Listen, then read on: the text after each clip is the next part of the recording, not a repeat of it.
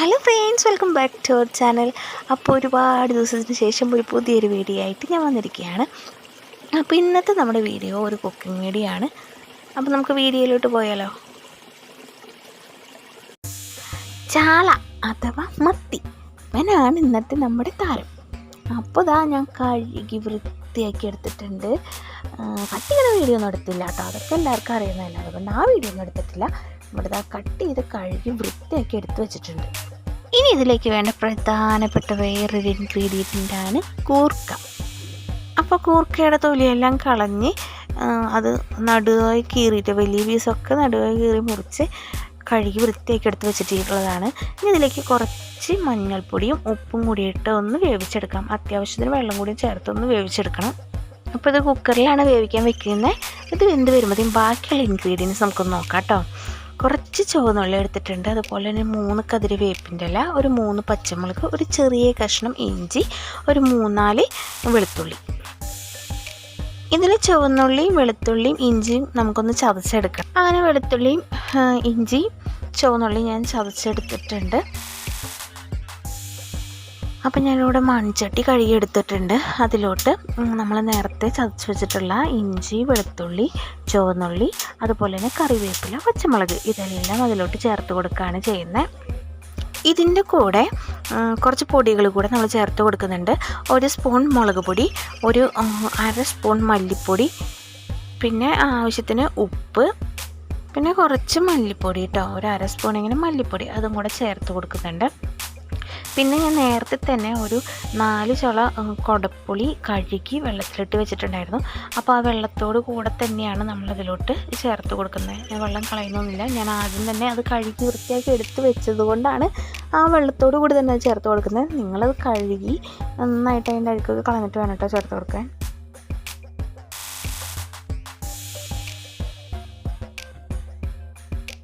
ഇനി ഇതിലേക്ക് ആവശ്യത്തിന് നമ്മുടെ മീൻ വേകാനായിട്ട് പാകത്തിനുള്ള വെള്ളം മാത്രമാണ് നമ്മളിതിൽ ചേർത്ത് കൊടുക്കുന്നത്.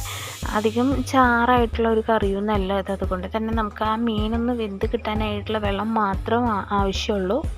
അപ്പോൾ വെള്ളം ഒഴിച്ച് കൊടുത്തതിന് ശേഷം ഞാനത് അടുപ്പത്ത് വെച്ചിട്ടുണ്ട്. ഇനി ഇതൊന്ന് തിളച്ച് വരുമ്പോഴാണ് നമ്മളിതിൽ മീൻ ചേർത്ത് കൊടുക്കുന്നത്. ഇപ്പോൾ നല്ലപോലെ തള വന്നിട്ടുണ്ട്. അപ്പം നമ്മൾ നേരത്തെ കഴുകി വൃത്തിയാക്കി എടുത്ത് വെച്ചിട്ടുള്ള ആ മീനൊക്കെ ഇതിൽ ചേർത്ത് കൊടുക്കാം കേട്ടോ. പിന്നെ നമ്മളിതിൽ എത്ര മീനാണ് ചേർത്ത് കൊടുക്കുന്നതെന്ന് ഒരു കണക്കുള്ളത് നല്ലതാണ് കേട്ടോ. അത് എന്താ കാര്യം എന്നുള്ളത് ഞാൻ കുറച്ച് കഴിഞ്ഞിട്ട് പറഞ്ഞു തരാം കേട്ടോ. അപ്പം നിങ്ങൾക്ക് മനസ്സിലാവും എന്തിനാ ഈ മീനിൻ്റെ കണക്കെടുത്തത്.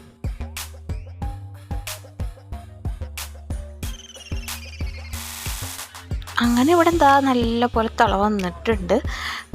കൂടി തള വന്ന് കഴിഞ്ഞാൽ നമുക്കിതൊന്ന് ഓഫ് ചെയ്യാം. ഇപ്പോൾ ഞാനിവിടെ ഗ്യാസ് ഓഫ് ചെയ്തിട്ടുണ്ട്.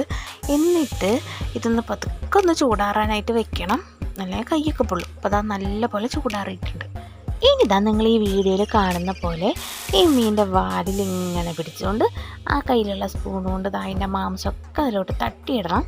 എന്നിട്ട് ആ മുള്ള് മാത്രം എടുത്ത് മാറ്റണം കേട്ടോ. ഇതുപോലെ നമ്മൾ അതിലിട്ട് കൊടുത്തിട്ടുള്ള എല്ലാ മീനും ചെയ്തെടുക്കണം.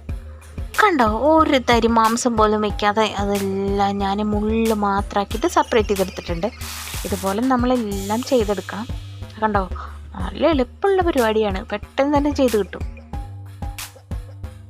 ഇങ്ങനെ നമ്മൾ ചെയ്യുമ്പോൾ എല്ലാ മീനും നമ്മളങ്ങനെ മുള്ള് മാത്രം സെപ്പറേറ്റ് ചെയ്ത് എടുത്തിട്ടുണ്ടോ എന്ന് അറിയാൻ വേണ്ടിയിട്ടാണ് മീൻ ഇതിലിടുമ്പോൾ തന്നെ ഒന്ന് എണ്ണിയിടാനായിട്ട് പറഞ്ഞത്. പിന്നെ ഒരു പ്രധാനപ്പെട്ട കാര്യം പറയാനായിട്ട് പറഞ്ഞു. ആരെങ്കിലും ആദ്യമായിട്ട് എൻ്റെ ചാനൽ കാണുന്നുണ്ടെങ്കിൽ സബ്സ്ക്രൈബ് ചെയ്യാൻ മറക്കല്ലേ. സബ്സ്ക്രൈബ് ചെയ്യുമ്പോൾ തൊട്ടടുത്തുള്ള ബെല്ലൈക്കനും കൂടി ഒന്ന് എനേബിൾ ചെയ്ത് വിട്ടേക്കണേ.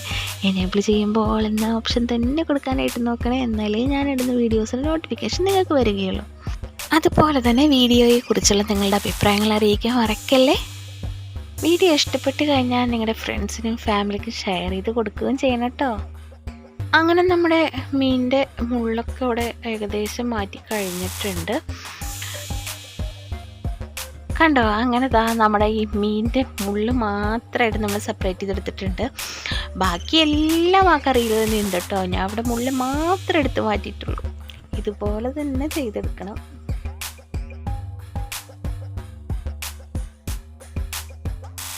അങ്ങനെ നമ്മുടെ കൂർക്ക കൂടി ഇവിടെ വെന്ത് കിട്ടിയിട്ടുണ്ട് കേട്ടോ. അപ്പോൾ അധികം വെള്ളമൊന്നുമില്ല. ഇനി നമ്മൾ ചെയ്യുന്നത് ഈ കൂർക്ക നേരത്തെ വേവിച്ച് വെച്ചിരിക്കുന്ന ആ മീനിലേക്ക് ചേർത്ത് കൊടുക്കുകയാണ് ചെയ്യുന്നത്. ഇനി ഇത് രണ്ടും കൂടെ ഒന്ന് മിക്സ് ചെയ്തെടുക്കണം. മിക്സ് ചെയ്യുമ്പോൾ മൊത്തത്തിൽ അങ്ങ് കൂട്ടി ഇളക്കി ഉടച്ച് കളയരുത്. അങ്ങനെ പതുക്കെ ഒന്ന് മിക്സ് ചെയ്ത് കൊടുത്താൽ മതി കേട്ടോ. അപ്പോൾ ഇത്തിരി ചാറുണ്ട്. ആ ചാറ് അപ്പോൾ ഈ കൂർക്ക അതിലിട്ട് നമ്മളൊന്ന് ചെറിയൊരു തീയിലൊന്ന് ഇതാക്കി എടുക്കുമ്പോഴത്തേക്കും ആ ചാറ് കുറച്ചുകൂടെ ഒന്ന് വറ്റിപ്പോകും. തൃശ്ശൂർക്കാരുടെ ഒരു സ്പെഷ്യൽ ഐറ്റമാണ് ഈ കൂർക്കയും ചാളയും. കാറ്റുകാലമായി തുടങ്ങി കഴിഞ്ഞാൽ കൂർക്കൊക്കെ കിട്ടാൻ തുടങ്ങി കഴിഞ്ഞിട്ടുണ്ടെങ്കിൽ നല്ല നെയ്യുള്ള ചാള വാങ്ങി അതിലങ്ങ് കൂർക്കിയിട്ട് വെച്ച് കഴിഞ്ഞാലുണ്ടല്ലോ, എൻ്റെ പിന്നെ സാറേ പിന്നെ ചുറ്റുള്ളതൊന്നും കാണാൻ പറ്റില്ല. അങ്ങനെ നമ്മുടെ കൂർക്കയും ചാളയുടെയും അവസാന കെട്ടപ്പണികളിലോട്ട് നമ്മൾ പോവുകയാണ് കേട്ടോ. ഇനി ഇതൊന്ന് ഉള്ളി കാച്ചി എടുത്ത് കഴിഞ്ഞ് കഴിഞ്ഞിട്ടുണ്ടെങ്കിൽ നമുക്ക് കഴിക്കാൻ പാകത്തിന് നമ്മുടെ കൂർക്കയും ചാളയും ഇവിടെ റെഡി ആയിട്ടുണ്ട്. അതിനു വേണ്ടി ഞാൻ ഒരു പാനിൽ കുറച്ച് വെളിച്ചെണ്ണ ഒഴിച്ചതിന് ശേഷം കുറച്ച് ചുവന്നുള്ളി ഇട്ട് കൊടുത്തിട്ടുണ്ട്. ചുവന്നുള്ളി നന്നായിട്ട് മൂത്ത് വരുന്ന സമയത്ത് കുറച്ച് കറിവേപ്പില കൂടി ഇട്ട് കൊടുക്കുകയാണ്. അപ്പോൾ കാച്ചെടുക്കുന്നതിന് മുന്നേ തന്നെ എരിവും പുളിയും ഉപ്പെല്ലാം കറക്റ്റായിട്ടുണ്ടോ എന്നുള്ളതൊന്ന് നോക്കാം. എരിവ് എങ്ങനെയും കുറവുണ്ടെന്നുണ്ടെങ്കിൽ നമുക്ക് ഈ കാച്ചുന്ന സമയത്ത് കുറച്ച് മുളക് പൊടികൾ ചേർത്ത് കൊടുക്കാം. അതുപോലെ തന്നെ കുറച്ച് ഉപ്പും ചേർത്ത് കൊടുത്ത് റെഡിയാക്കാവുന്നേ ഉള്ളൂ. ഞാനെന്തായാലും ഇവിടെ ചേർത്ത് കൊടുക്കുന്നില്ല കേട്ടോ. എൻ്റെ കറിയുടെ എരിവും പുളിയും ഉപ്പും എല്ലാം പാകത്തിനായിട്ടുണ്ട്. അപ്പം നമ്മൾ വെറുതെ ഉള്ളി കാച്ചി അതിലോട്ട് ഒഴിച്ചു കൊടുക്കുക മാത്രമേ ചെയ്യുന്നുള്ളൂ. അങ്ങനെ നമ്മുടെ സ്വാദിഷ്ടമായ കൂർക്കയും ചാള ഇവിടെ റെഡി ആയിട്ടുണ്ട്. അപ്പം നിങ്ങൾക്ക് ഇഷ്ടപ്പെട്ടിട്ടുണ്ടെങ്കിൽ ഒന്ന് ട്രൈ ചെയ്ത് നോക്കണേ. അപ്പോൾ നിങ്ങൾക്ക് എല്ലാവർക്കും എൻ്റെ വീഡിയോ ഇഷ്ടമായിട്ടുണ്ടെന്ന് വിചാരിക്കുന്നു. ഇഷ്ടപ്പെട്ട് കഴിഞ്ഞാൽ ലൈക്ക് ചെയ്യാനും ഷെയർ ചെയ്യാനും സബ്സ്ക്രൈബ് ചെയ്യാനും മറക്കല്ലേ.